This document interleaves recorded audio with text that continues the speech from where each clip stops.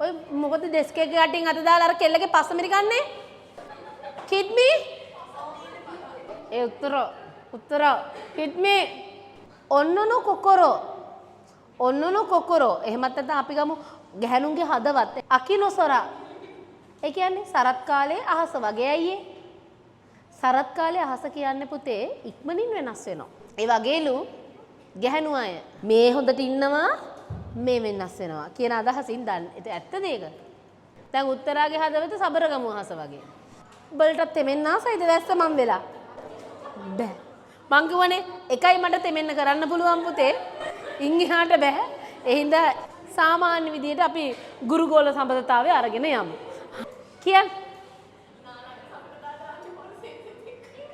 ඒක තමයි. මම නෑ. අර ගැහුවලා ඉන්න එකේ ඉන්න හින්දා මට ඕව නෑ. මම මියුටඩ් වෙන්නේ නෑ. අනේ මන් දන්නේ මුන්ට පිස්සුද කියලා.